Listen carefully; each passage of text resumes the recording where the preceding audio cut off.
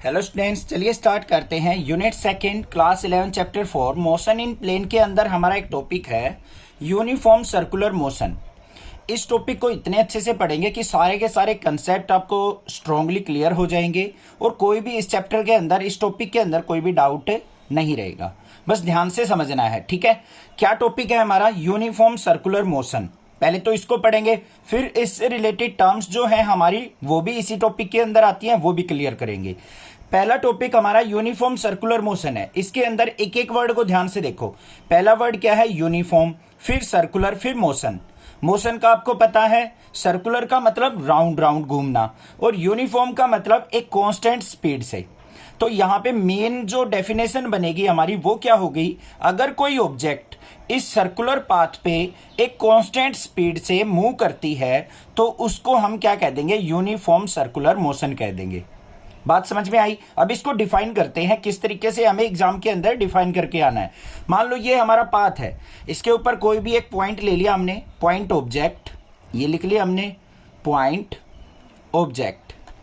अब ये constant speed से क्या करती है? इसके अलोंग चारों तरफ घूमती है, तो इस पॉइंट ऑब्जेक्ट को हम क्या कह देंगे कि एक सर्कुलर मोशन में घूम रही है, ठीक है। अब डेफिनेशन देखो यहाँ पे, when A point object, when a point object move on a circular path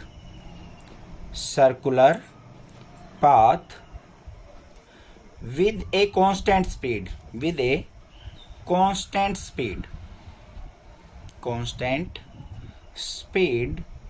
then the motion of object, the motion of point object भी लिख सकते हैं, डायरेक्ट ऑब्जेक्ट भी लिख सकते हैं। Motion of object is called uniform circular motion. Clear हो गई बात? डेफिनेशन समझ में आ गई? जो मैंने बोला था उसी को बस क्या कर दिया, अपने वर्डों की फॉर्म में हमने राइट डाउन कर दिया। ये डेफिनेशन हो गई यूनिफॉर्म सर्कुलर मोशन की। क्या कहा है? जब एक पॉइंट ऑब्जेक्ट सर्कुलर पाथ पे मूव करती है with a constant speed, then the motion of the object, तो उस ऑब्जेक्ट के मोशन को हम क्या कहते हैं? यूनिफॉर्म सर्कुलर मोशन कहते हैं। क्लियर है? अब देखो इसके बाद इसका एक एग्जाम्पल भी ले लेते हैं। अब आपने साइकिल वगैरह या जो अपनी बाइक है या कार है या बस है, उनके रिम देखे होंगे जिसपे टायर लगे हुए होते हैं। उसके अंदर अगर मोशन को हम देखें तो वो मोशन क्या कहलाता है? हमारा जो रोटेटिंग मोशन होता है उसको हम यूनिफॉर्म सर्कुलर मोशन के अंदर काउंट करेंगे। तो यहाँ पे एग्जाम्पल भी लिखेंगे। यहाँ पे क्या है? Motion of a point on rim लिख सकते हैं, टायर लिख सकते हैं, ऑफ व्हील रोटेटिंग यूनिफॉर्मली हमने क्यों यूज किया है वो ध्यान से सुनो वर्ड, क्योंकि हम यहां पे यूनिफॉर्म सर्कुलर मोशन की डेफिनेशन लिख रहे हैं। पॉइंट को एक एक को समझ के चलना है। अगर खाली सर्कुलर मोशन बोल देता तो क्या लिख देते हैं? Motion of a point on a rim of wheel rotating. Uniformly भी हो सकता है और नॉन यूनिफॉर्मली भी हो सकता है, बट हम यहां पे यूनिफॉर्म सर्कुलर मोशन की डेफिनेशन लिख रहे हैं, तो हमें जो रोटेशन है वो यूनिफॉर्मली ही लेनी पड़ेगी। अब यूनिफॉर्मली का मतलब क्या है? यहां पे अगर मान लो हमारा ये व्हील है, 1 मिनट में 60 चक्कर लगा रहा है, 60 राउंड लगा रहा है, तो हर मिनट वो 60 राउंड ही लगाए, उसको हम यूनिफॉर्म स्पीड कहेंगे। क्लियर हो गई बात? ठीक है। अब उसके बाद बात आती है हमारी angular displacement, angular velocity, angular acceleration, इनका आपस में रिलेशन। ये मोस्ट इंपोर्टेंट पॉइंट है, 2 मार्क्स में जरूर पूछे जाते हैं। तो सबसे पहले पढ़ेंगे हम एंगुलर डिस्प्लेसमेंट क्या होता है। एंगुलर डिस्प्लेसमेंट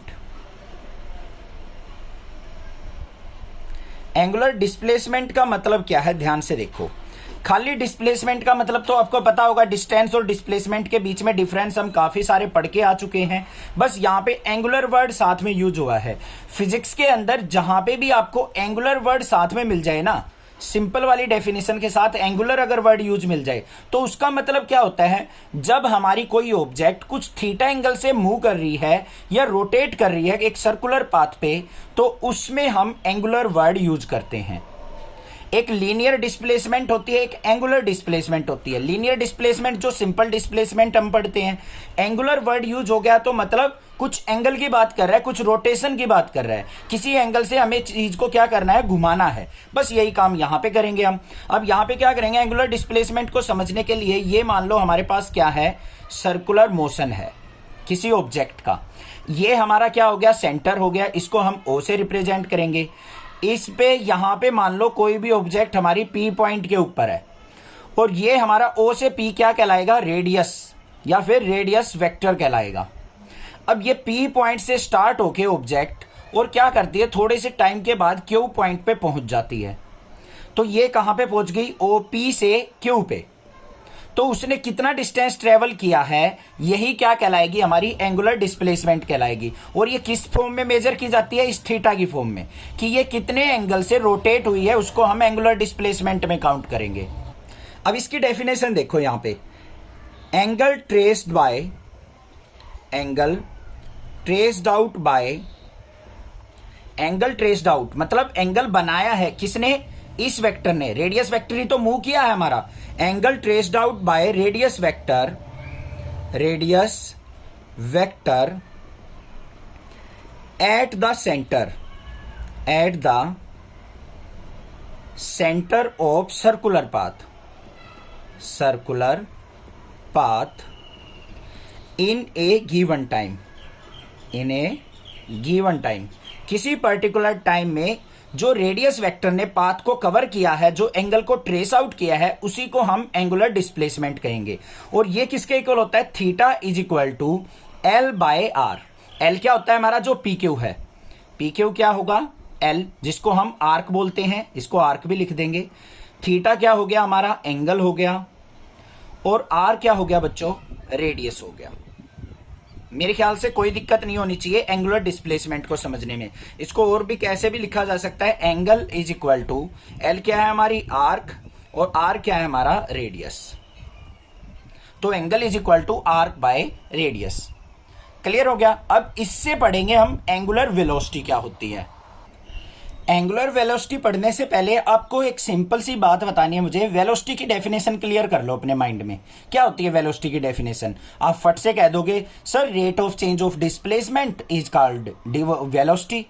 तो यहां पे वर्ड क्या यूज हुआ है, एंगुलर। तो यहां पे क्या हो जाएगी definition, rate of change of angular displacement is called angular velocity. Simple सी डेफिनेशन है। तो क्या लिखेंगे यहां पे डेफिनेशन, यहां पे देखो, रेट ऑफ चेंज ऑफ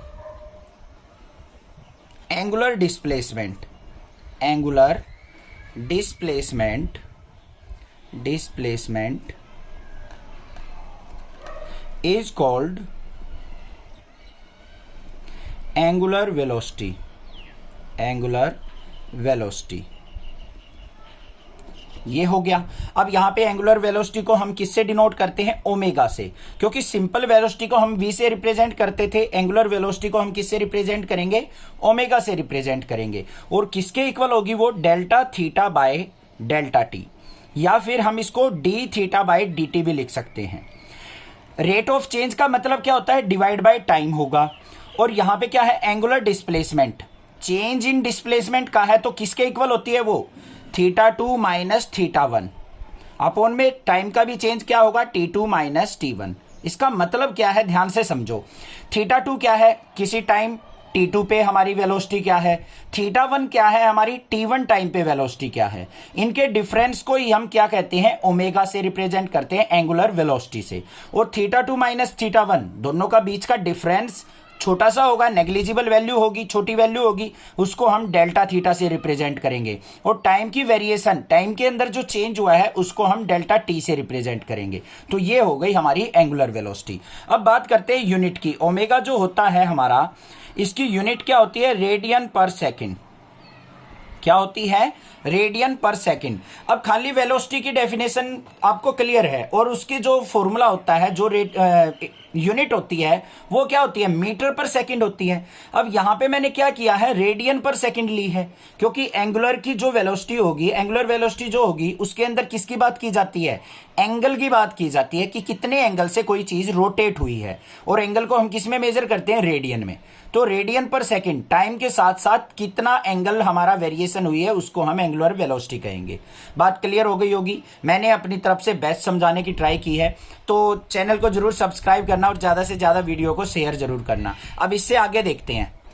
अब जो टॉपिक आता है, relation between linear velocity and angular velocity, ये मोस्ट इंपॉर्टेंट टॉपिक है। बिल्कुल ध्यान से समझना है कि हम लीनियर वेलोसिटी और एंगुलर वेलोसिटी के बीच में क्या रिलेशन यहां पे प्रूव करेंगे, वो समझो। अब ये हमारा एक सर्कुलर पाथ हो गया, इसका सेंटर हमने क्या एज्यूम कर लिया? O से एज्यूम कर लिया।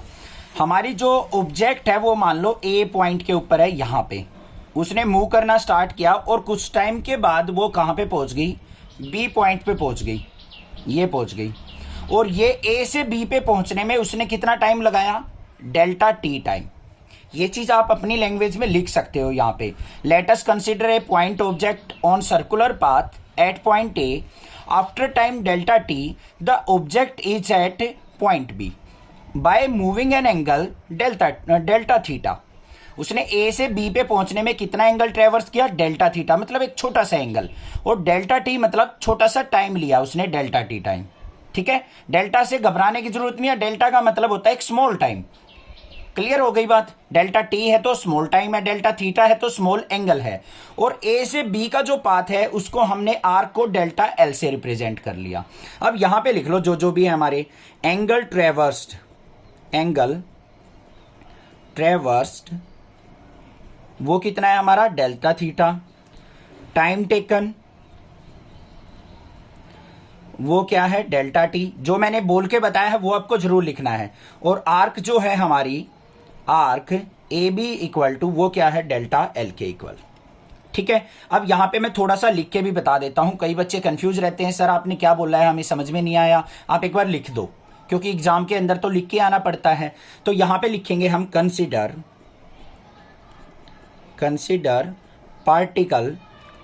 ए particle moving along a circular path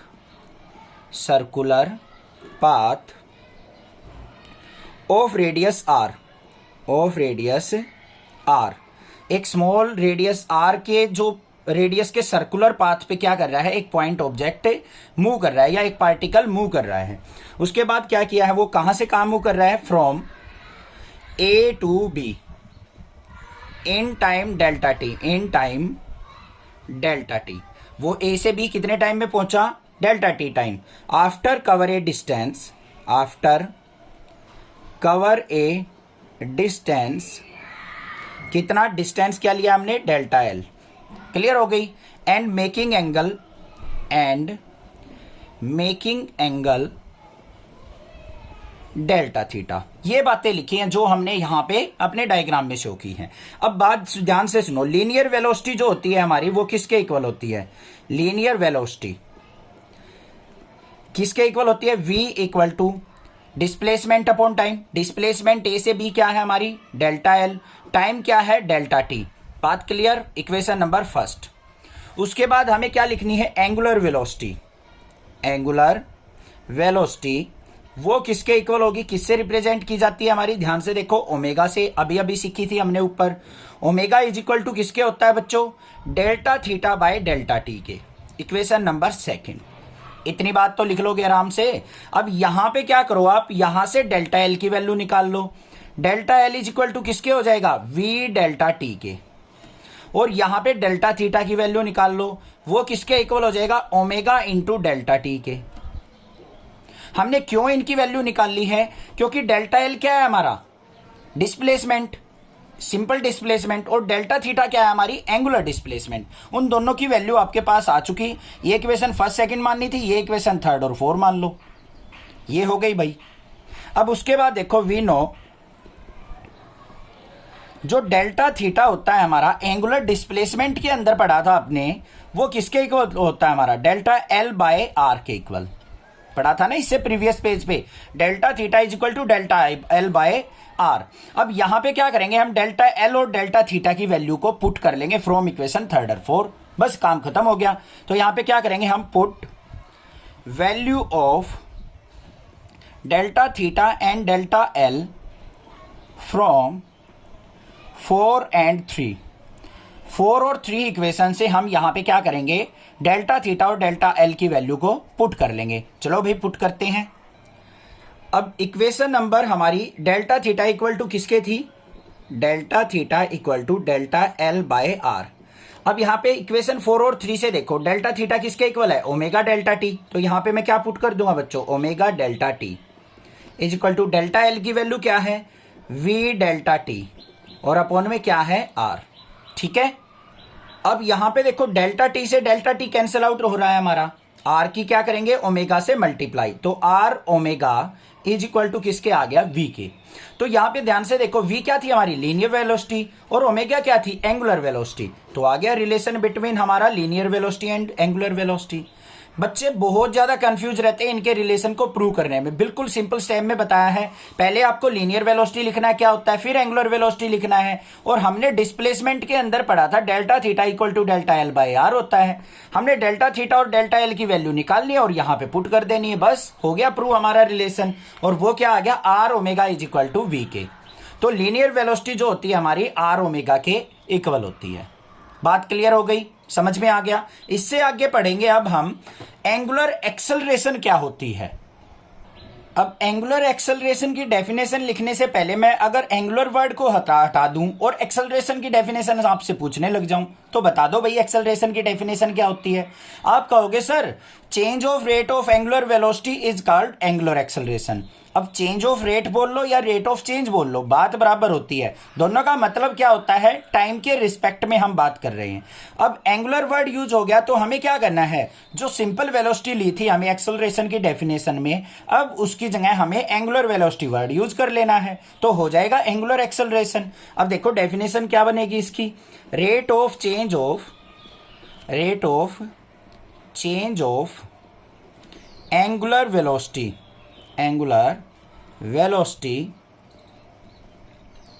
is called angular acceleration. बन गई बात, हो गई। अब इसको हम किससे रिप्रेजेंट करते हैं, it is denoted by alpha, और अल्फा इज इक्वल टू किसके हो जाएगा हमारा, rate of change of angular velocity बोला था, सिंपल वेलोसिटी को v से डिनोट करते हैं हम, एंगुलर वेलोसिटी को ओमेगा से। तो यहां पे रेट ऑफ चेंज बोल रहा है तो delta omega by delta T, बस ये काम करना है। डेल्टा को आप D omega by D T भी लिख सकते हो। कई जगह यहां पे लिमिट लिखी होती हैं, इस तरीके से आपको लिमिट भी मिल सकती है। लिमिट टाइम जो है हमारा डेल्टा टी चेंज टू 0, ये लिखो या ना लिखो कोई जरूरी नहीं होता। मैथ के अंदर मैंने लिमिट वाले चैप्टर के अंदर समझाया है कि इसका मतलब क्या होता है कि हमारा टाइम जो है नियर अबाउट 0 के चल रहा है, एग्जैक्ट 0 नहीं है। डेल्टा टी टेंड्स टू 0 का मतलब है 0 के आसपास। ऐसा लिख भी सकते हैं हम, नहीं लिखेंगे कोई दिक्कत नहीं होती। बट किसी बच्चे का टीचर अगर ये कहता है कि भाई ये लिखना जरूरी है, नहीं तो मार्क्स नहीं दूंगा, ये नहीं दूंगा, तो भाई आप लिख लेना, ठीक है। ऐसी बात नहीं है, कोई हार्ड एंड फास्ट रूल नहीं है कि लिखना ही नहीं है। नेक्सा क्लासेज वाले सर ने, हमारे सर ने बताया तो हम लिखेंगे ही नहीं, और आपका टीचर कह रहा है लिखना है तो भाई लिख दो, क्या दिक्कत है, नंबर तो उन्हीं ने देने हैं अभी तो, ठीक है। बट आपको कंसेप्ट समझना है नेक्सा क्लासेज से, मैं आपको वो बड़े अच्छे से समझा सकता हूं। ये बात क्लियर हो गई, एंगुलर एक्सेलरेशन की डेफिनेशन क्लियर हो गई। अब बात करते हैं यहां पे सिंपल एक्सेलरेशन की यूनिट क्या होती है बच्चों, मीटर पर सेकंड स्क्वायर। तो एंगुलर एक्सेलरेशन की यूनिट क्या हो जाएगी। अब एंगुलर वर्ड यूज आया तो एंगल में मेजर होगा हमारा सारा सब कुछ, तो ये हो जाएगी हमारी रेडियन पर सेकंड स्क्वायर, ये यूनिट हो गई। और डायमेंशन फॉर्मूले की बात करूं तो m0 L0 t-2, क्योंकि रेडियन का कोई भी हमारा डायमेंशन फॉर्मूला नहीं होता। सिंपल एक्सेलरेशन की यूनिट का फॉर्मूला क्या होता है, m0 L t-2। यहां पे रेडियन पर सेकंड स्क्वायर है, रेडियन का कुछ नहीं होगा, सेकंड स्क्वायर का t-2 हो जाएगा, बस हो गया क्लियर। एंगुलर एक्सेलरेशन भी समझ में आ गई। अब बात आती है relation between linear acceleration and angular acceleration. ये बड़ी सिंपल सी है भाई इसकी डेरिवेशन। अब ध्यान से देखो, अभी हमने प्रूव किया था v इज इक्वल टू किसके था, हमारा आर ओमेगा के। इसको लिख देंगे v नो। हमें पता है कि लीनियर वेलोसिटी और एंगुलर वेलोसिटी का रिलेशन जो होता है v is equal to R omega होता है। अब मैं अगर इसका डेरिवेटिव ले लूं, take derivative on both side, both side. अब v का डेरिवेटिव लूंगा तो क्या लिखा जाएगा, dv बाई डी टी लिखा जाएगा। और यहां पे लूंगा तो मैं क्या हो जाएगा, d by D T of R omega, ऐसे ही लिखा जाएगा। d बाई डी टी का मतलब होता है डेरिवेटिव लेना विद रिस्पेक्ट टू टाइम। ये बाकी आप जो डेरिवेटिव वाला चैप्टर पढ़ोगे ना वहां से क्लियर हो जाएगा।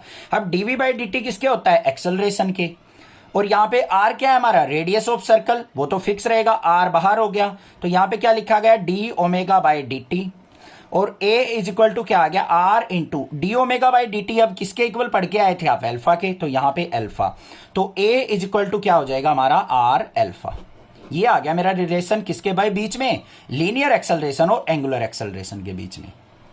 इतनी बात क्लियर हो गई होगी। अब पढ़ेंगे हम सेंट्रीपिटल एक्सेलरेशन क्या होती है, वो चीज समझो। सेंट्रीपिटल एक्सेलरेशन की पहले मैं एक बार डेफिनेशन की बात करूंगा, फिर उसको समझेंगे अच्छे से। देखो ध्यान से, acceleration of object if acceleration of object undergoing uniform circular motion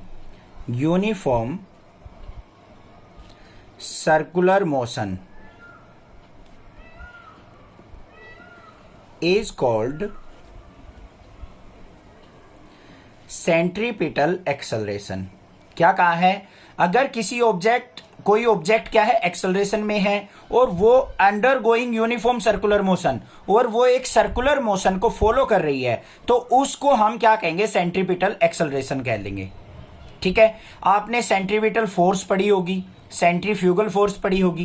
क्या कहती है वो सेंट्रीपिटल फोर्स, अगर मान लो कोई एक सर्कुलर पाथ है आपके पास, उसके ऊपर अगर हम डिफरेंट पॉइंट पे अगर स्पीड देखते हैं, उसमें क्या बात करते हैं हम, डिफरेंट पॉइंट पे स्पीड की बात करते हैं। यहाँ पे एक्सेलरेशन की बात करेंगे क्योंकि सेंट्रीपिटल एक्सेलरेशन पढ़ रहे हैं। अब हर एक पॉइंट पे क्या होगी, यूनिफॉर्म एक्सेलरेशन होगी, और हर एक पॉइंट पे क्या होगी, एक्सेलरेशन अपनी डायरेक्शन को चेंज कर रही होगी। तो एक सेंटर की तरफ एक्सेलरेशन लगेगी, उस एक्सेलरेशन को हम क्या कहते हैं, सेंट्रीपिटल एक्सेलरेशन कहते हैं। और वो किसके इक्वल होती है, हमारी acceleration is equal to omega square R के इक्वल। किसके इक्वल होती है, ओमेगा स्क्वायर आर के इक्वल। या फिर इसको हम क्या कह देते हैं, वेलोसिटी, सिंपल वेलोसिटी की फॉर्म में लिखे तो वी स्क्वायर बाय आर भी हमारी सेंट्रीपिटल एक्सेलरेशन कहलाएगी।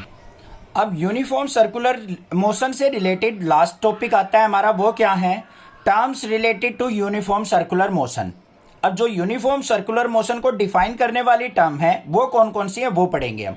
बिल्कुल सिंपल सी डेफिनेशन है, बहुत जगह काम आएंगी, आगे भी कई जगह टॉपिक आएंगे, वहां पे भी सेम डेफिनेशन चलेंगी, तो ध्यान से समझ लो। सबसे फर्स्ट जो पॉइंट आता है हमारा, वो आता है टाइम पीरियड का। क्या आता है, टाइम पीरियड। अब ये टाइम पीरियड क्या कहलाता है सर्कुलर मोशन के अंदर, पहले हम देखेंगे। यहाँ पे मान लो हमारे पास क्या है कि ये सर्कुलर मोशन है, पूरा का पूरा सर्कुलर पाथ दे रखा है, इसके अंदर टाइम पीरियड की क्या डेफिनेशन बनेगी वो देखो ध्यान से। पहले डेफिनेशन लिखनी जरूरी होती है इसमें, इन सर्कुलर मोशन, सर्कुलर मोशन की बात कर रहे हैं तो उसी के अंदर जो टर्म है उनकी बात करेंगे। तो इन सर्कुलर मोशन टाइम पीरियड क्या होता है, अब मान लो यहां से चलना स्टार्ट किया बच्चों आपने, और घूम के हम इसी पॉइंट पे आ गए, तो पूरा का पूरा चक्कर लगाने में आपको जितना टाइम लगा है उसको हम क्या कहेंगे, time period of the circular motion. बस इसको अपने वर्ड्स की फॉर्म में डिफाइन कर लेंगे। तो यहां पे क्या लिखा जाएगा, in circular motion it is defined as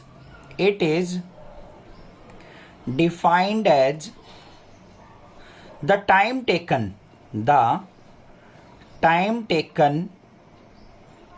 by the object, क्योंकि ऑब्जेक्ट ही मूव करेगी तो उसके द्वारा लिया गया टाइम ही लेंगे हम। Time taken by object to complete one revolution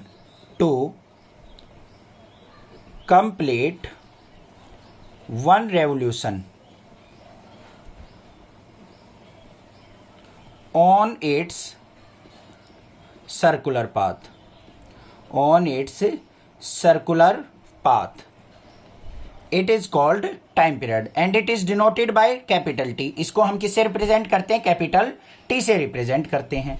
एक तो ये हो गया हमारा टाइम को डिफाइन करने का। दूसरा क्या है, अगर हमारा कर्स्ट और ट्रफ की फॉर्म में, इस तरीके वेव की फॉर्म में अगर हमारा मोशन है, तो बच्चों देखो यहां से वेव स्टार्ट की, ऊपर गई, फिर नीचे गई और यहां पे पहुंच गई, तो इससे इस तक, यहां तक ये पहुंचने में जो टाइम पीरियड लगा है उसको भी हम क्या कहेंगे? एक कंप्लीट पाथ, हाफ ऊपर हाफ नीचे, इसको कवर करने में भी जितना टाइम लगा है उसको भी हम क्या कहेंगे? टाइम पीरियड कहेंगे।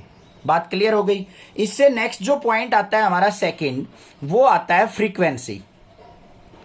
क्या होता है? फ्रीक्वेंसी। अब फ्रीक्वेंसी का मतलब क्या है? ध्यान से सुनो। किसी भी सर्कुलर मोशन में number of revolution completed by object in unit time, कि एक पर्टिकुलर यूनिट टाइम में कोई भी ऑब्जेक्ट कितने सर्कुलर पाथ को कवर कर लेती है, उसको हम क्या कहते हैं? फ्रीक्वेंसी। किसी भी चीज के होने की, अकरेंस की वैल्यू को हम क्या कहते हैं? फ्रीक्वेंसी। अब मैंने कह दिया भाई, जैसे फैन है हमारा, किसी भी फैन को खरीदने जाते हैं, हमारे रूफ वाला फैन होता है, उसमें आप ध्यान से देखोगे तो आपको वो रोटेशन बताता है कि 1 मिनट में 600 रोटेशन है फैन की। तो वो 600 क्या होती है? फ्रीक्वेंसी होती है। किसके रिस्पेक्ट में बताई उसने? 1 मिनट के रिस्पेक्ट में। हमेशा एक यूनिट वैल्यू के रिस्पेक्ट में ही आपको वैल्यू बताई जाती है फ्रीक्वेंसी की। ठीक है, 1 मिनट के रिस्पेक्ट में भी बता सकता है वो, 1 सेकंड के रिस्पेक्ट में भी बता सकता है, और कोई चीजें 1 आवर के रिस्पेक्ट में भी होती हैं। तो यूनिट वैल्यू का मतलब क्या होता है? 1 वैल्यू। तो फ्रीक्वेंसी की डेफिनेशन क्या बन गई हमारी? इन सर्कुलर मोशन, ये जरूर लिखेंगे हम, in circular motion it is defined as number of revolutions completed by the object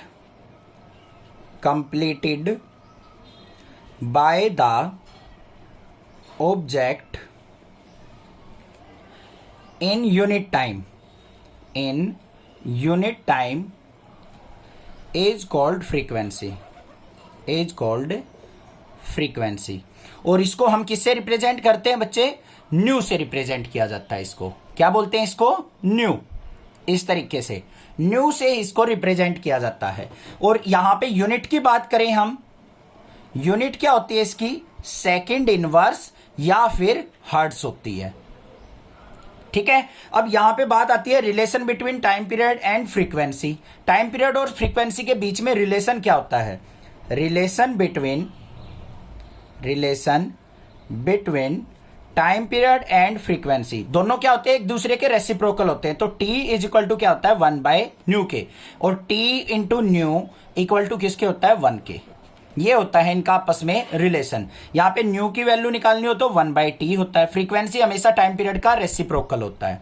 बात क्लियर हो गई? ये भी कोई दिक्कत नहीं होनी चाहिए। ठीक है, अब यहां पे एक सिंपल सी बात और आती है, जो एंगुलर वेलोसिटी होता है उसका टाइम पीरियड और फ्रीक्वेंसी के साथ रिलेशन क्या होता है? लास्ट जो बात है हमारी, relation between omega, time period और फ्रीक्वेंसी, इन तीनों के बीच में रिलेशन क्या होता है? ध्यान से देखो बच्चों, ओमेगा जो होता है वो किसके इक्वल होता है? हमारा एंगुलर डिस्प्लेसमेंट अपॉन टाइम के। क्या होता है? Omega is equal to angular displacement upon में टाइम के। अब पूरा चक्कर लगाने में कितना एंगल ट्रेवल किया जाता है? 2 तो यहां पे ओमेगा इज इक्वल टू क्या हो गया? 2π/t के इक्वल। पूरा जो एंगल होता है पूरा 360 डिग्री होता है। 360 डिग्री को हम किससे रिप्रेजेंट करते हैं? 2π से। तो यहां पे omega is equal to 2π/t हो गया। तो ओमेगा इज इक्वल टू क्या लिख सकता हूं? 2π × 1/t, और t को ऊपर लेके आऊंगा तो ओमेगा इज इक्वल टू किसके हो गया हमारा? 2π 1/t को क्या लिख सकते हैं हम? न्यू। तो ओमेगा इज इक्वल टू क्या होता है? 2π न्यू भी होता है, और omega is equal to 2π/t भी होता है। ये रिलेशन हो गया हमारा एंगुलर वेलोसिटी का टाइम पीरियड के साथ और फ्रीक्वेंसी के साथ। आई होप सारी चीजें क्लियर हो गई होंगी यूनिफॉर्म सर्कुलर मोशन से रिलेटेड। अगर हर एक कंसेप्ट क्लियर हुआ है तो चैनल को सब्सक्राइब जरूर कर देना, और ज्यादा से ज्यादा शेयर करना, अपने क्लासमेट्स को भी बताना। मैं बिल्कुल बारीकी से समझाऊंगा एक एक चीजों को कंसेप्ट के साथ।